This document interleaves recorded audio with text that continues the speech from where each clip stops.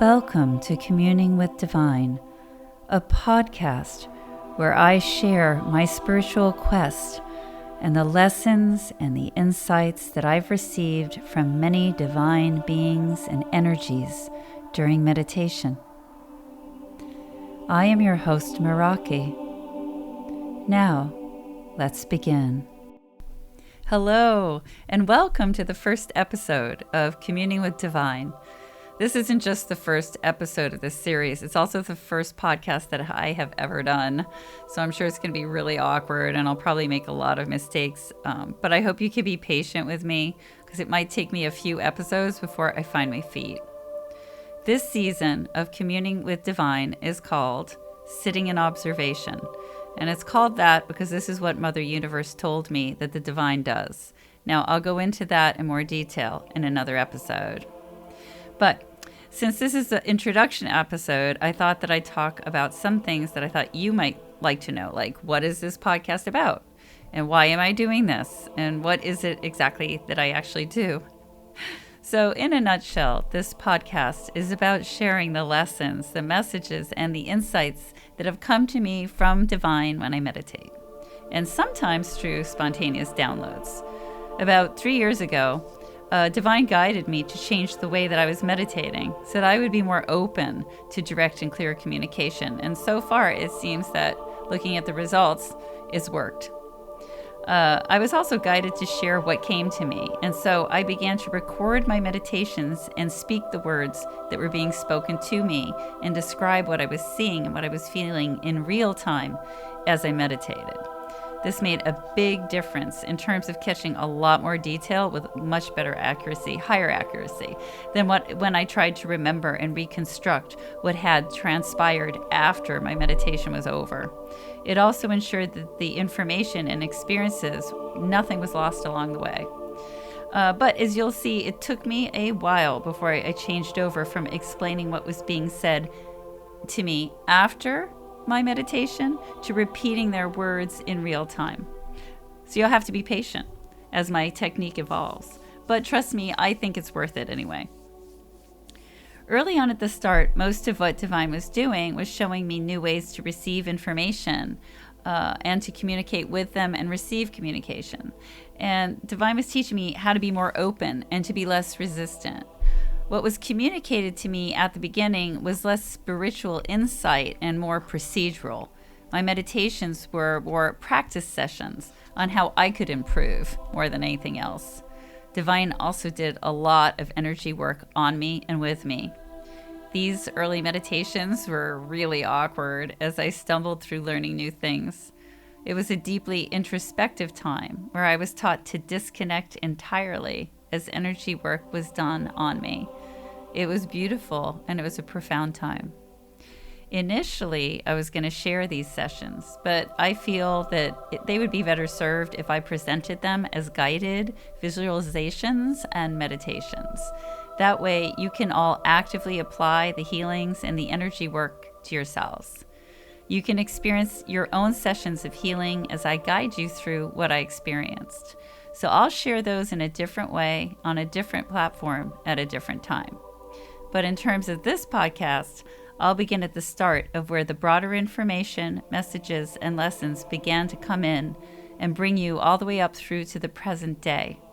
I would love to jump ahead to what is coming through to me now, but Divine was clear that I have to walk everyone through the same lessons, step by step, and obviously I have to honor that. Part of me really doesn't want to approach it this way because sometimes it took me a while to understand a simple lesson, and so Divine had to repeat them with me more than once. Remembering how dense I could be and how slow I was to see clearly and to learn things that seem so obvious to me now is a bit frustrating. But part of the process of sharing the evolution of my own understanding and awakening and of my struggles is to give you hope so that you do not give up on your search for connection and for answers, even when it takes time and even when it feels as if clarity and understanding is out of your reach. Because there is nothing more important than going within yourself and connecting to Divine directly. It's also important not to feel stupid when the simplicity and obviousness of a lesson that you were struggling with suddenly becomes clear. We all learn and grow in different ways and at different speeds. And sometimes it can take us a while to understand the simplest of things, while other times we process and understand with lightning speed. So be patient with yourself. Now, in terms of my own meditations, none were consistent in terms of time. Some of the lessons and the messages were really short. Some took hours or stretched over multiple meditations over multiple days. Some returned months later. Some were completely auditory, while others were visual without direction or explanation. Some came from a single being, while others involved multiple beings. As I said before, I'm going to go through them sequentially as they came to me. If the lessons or the messages are really short, then I'll put a few together. And if they're too long, I'll break them up into shorter episodes. But I'll release the related episodes on the same day. So if you want to, you can listen to the entire communication in one sitting. I'm hoping each podcast will be about a half an hour. That's the goal anyway. We'll see what happens. The information starts out slowly and builds as I get better at receiving. Sometimes it bounces around with no obvious theme from meditation to meditation. Some messages and lessons came to me from very specific beings. Others came to me in a general way, in that none of the specific beings who were standing around me identified themselves as the source of the communication. The communication just came. Other times, communications came from the group with beings taking turns with information flowing from one to the other without pauses in the communication. I will share what came to me as it came to me. Even if my understanding changed as I grew, I will try not to superimpose future knowledge onto earlier experiences. I'll try and allow these things to unfold for you as they did for me. I have a very eclectic group of beings and energies around me. Some of them don't represent to me what they might represent to you or to many other people. If you're going to listen to this podcast, I would encourage you not to get caught up in the minutia of what a being represents to me, to you, or to a specific group of people or a system of belief that you associate or identify with. Because in terms of this podcast, who delivers the message is of less significance than the message itself. And that's a crucial thing to keep in mind. What I mean by this is that this is a spiritual act. And when people receive communication or have interactions of any kind with divine or with other energetic or spiritual planes or beings, the information and images we receive pass through our own personal filter that has been defined and affected by our experiences and our beliefs.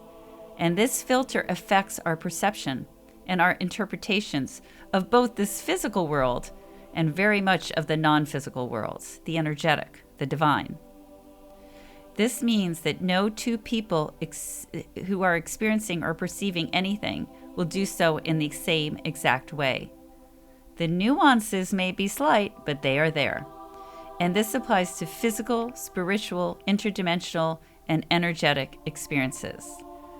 No two perceptions are exactly the same, and some can be vastly different. They are all unique in some way to each and to every one of us, and no one experience or perception is more important or more accurate than another. So, if my identification of a being or an energy doesn't feel right to you, please feel free to substitute whatever being or energy that you believe would be delivering the message or the lesson that I'm sharing. Because once I share these things with you, it's no longer about what my perception is.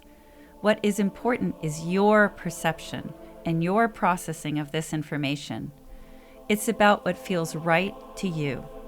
For example, if I say that the Archangel Michael came to me and shared a message, but you feel it would be more likely to come from, let's say, Archangel Gabriel or Jesus, or from the goddess Artemis, then so it is for you. And that's exactly as it should be. This is not a competition about whose perception is right, because we all perceive and process the same things differently.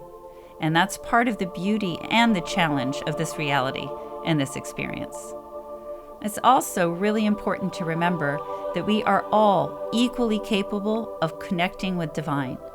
We are equally capable of opening up to receive the answers and the insights that are right for us, the ones that we need at every stage of our life.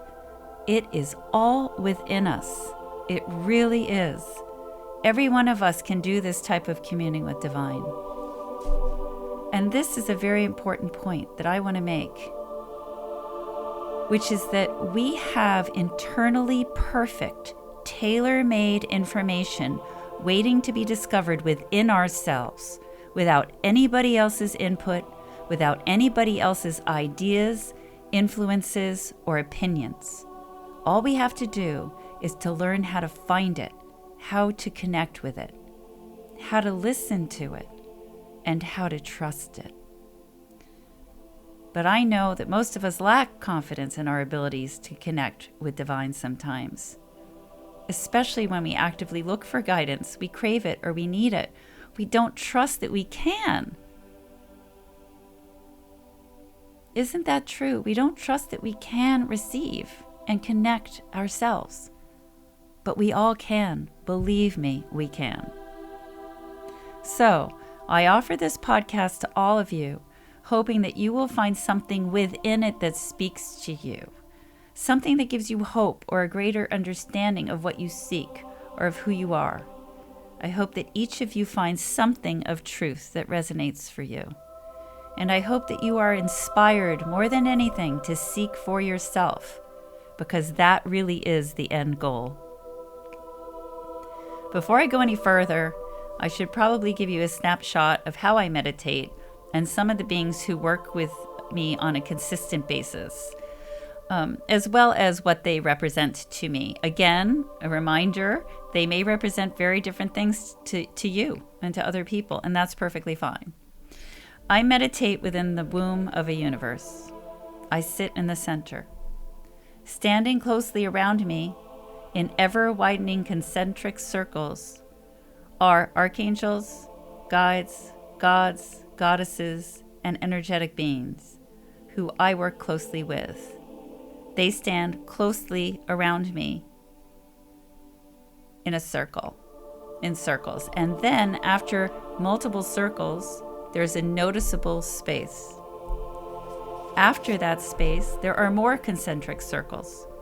These circles consist of a multitude of angelic and divine beings.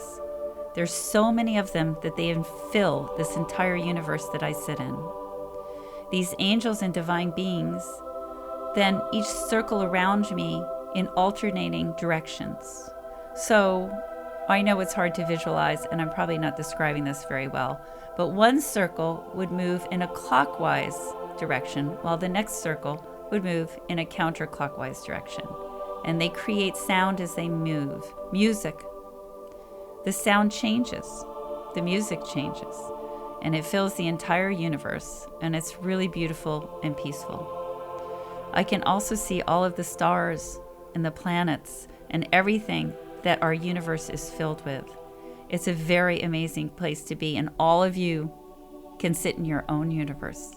And I'll have more about that later, because it is available to everyone. So I hope you'll try and go there yourself, to your own inner space, however it presents itself to you.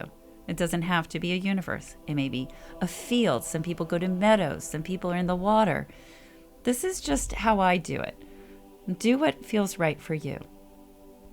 That is always the most important thing, to be true to your inner self, to be true to your inner voice, and to follow that. Now, let's go over some of the beings who I call in and who work with me on a regular basis. As I said, there are beings that come in for just to give me one message or one lesson, and I don't see them again. But these are some of the beings who stand around me on a regular basis and who work with me on a regular basis. I'll start with the archangels. I have 4 who are with me, and I often refer to them as the mighty ones. None of them have a single role that they play for me, and much of what they help me with overlaps with one another. But there are certain things that each one will consistently help me with. And so that's what they represent to me more than anything else. The Archangel Michael. He has been my North Star. He has always been with me. Above all the many things he does for me, first and foremost, he protects me, always. The Archangel Raphael. I see Raphael as a female, and she is a powerful healer. The Archangel Uriel. Uriel is also very powerful. He protects me, but he also provides me with great wisdom. The Archangel Gabriel communicates with me, especially when I'm not meditating. The Source.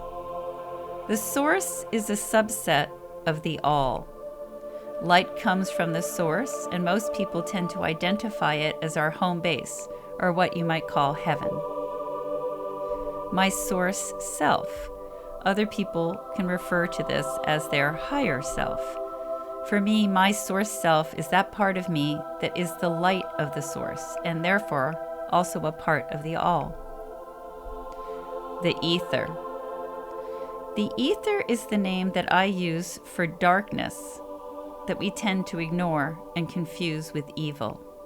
We demonize it by associating it with dark and evil things, but that's not what this is.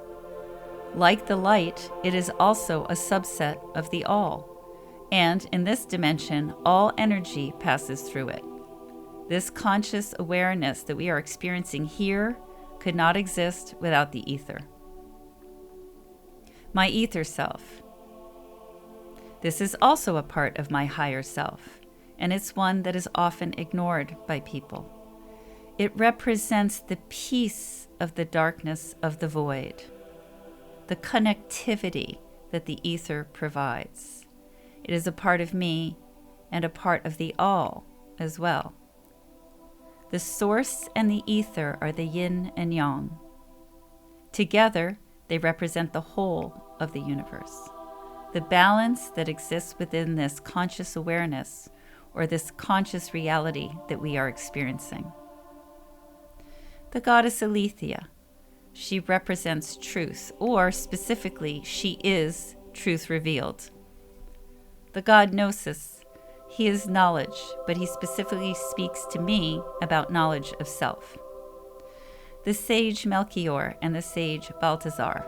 They are wise men, and they bring me many lessons of wisdom. The goddess Aletheia, the god Gnosis, and the sages often stand together and present themselves to me as a group. This is because truth revealed, self-knowledge, and wisdom often require one another because they work hand in hand. The sacred feminine and the sacred masculine.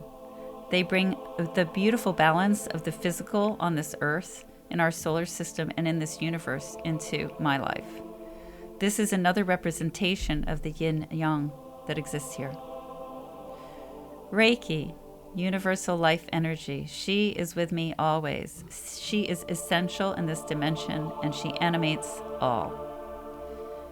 Jesus Christ and higher consciousness, or Christ consciousness, depending on your perspective. Jesus is a wise teacher who has taught me so much. He teaches me with kindness and patience, but he's also not afraid of bluntly correcting me. Higher consciousness, or Christ consciousness, is a higher awareness that allows us to understand truth. It's very elusive. It's hard to hold on to. But when you can connect to higher consciousness, it brings us deep insight and incredible understanding without effort and without thought. It brings a knowing. It's my experience that higher consciousness tends to work closely with divine to help us to dissolve our tightly held misbeliefs, which are often based in fear, that prevent us from knowing truth. Mary the Magdalene, to me, a goddess of the mysteries or of the mystical.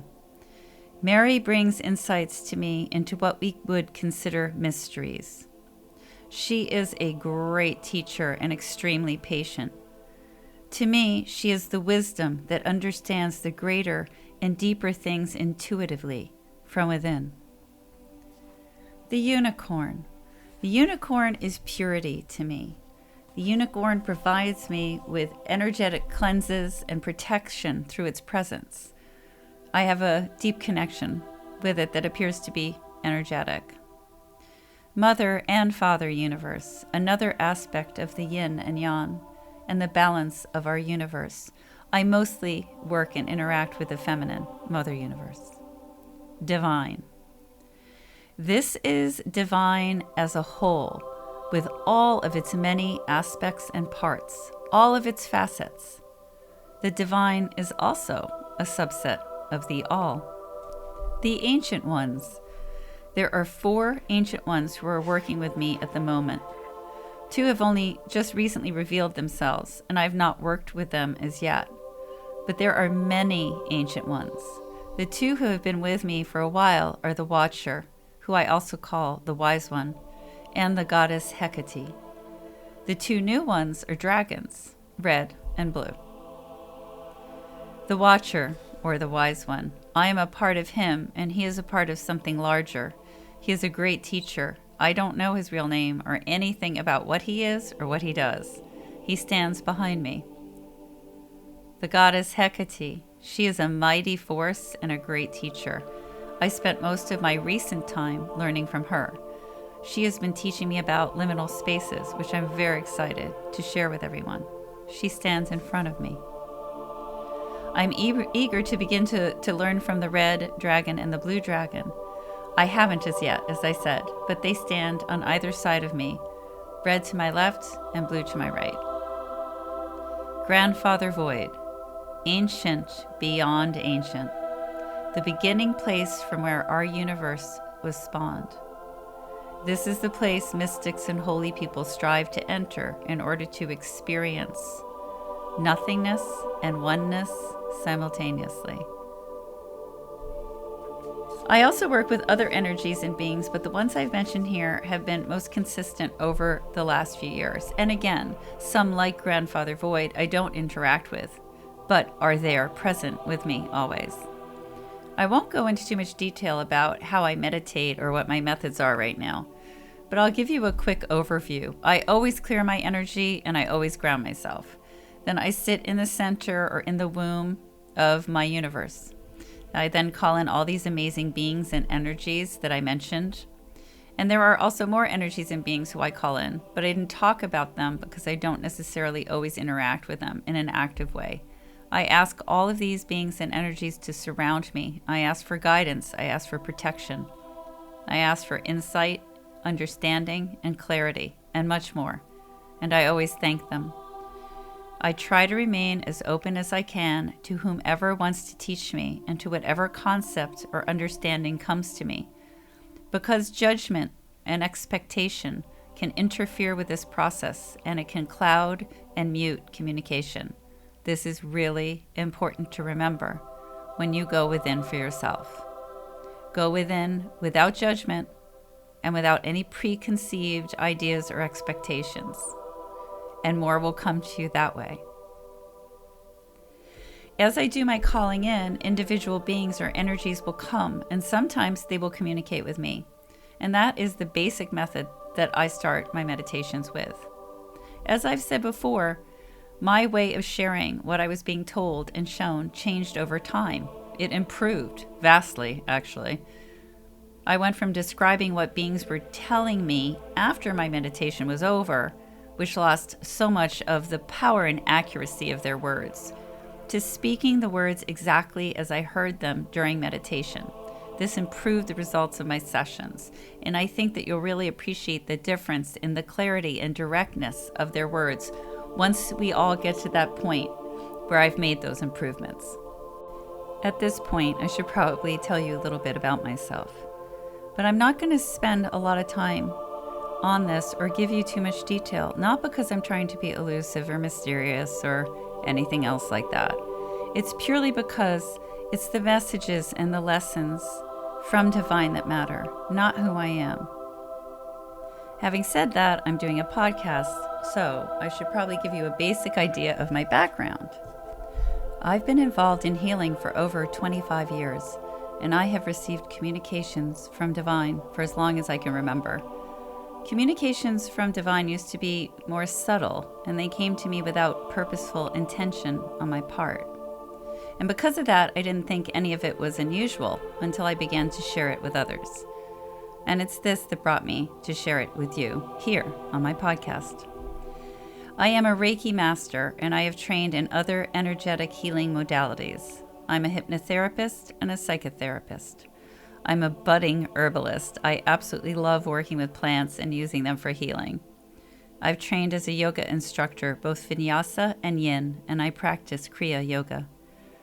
I have even had some experience with remote viewing and psychometry, and I am an experiencer, or as some people say, abductee.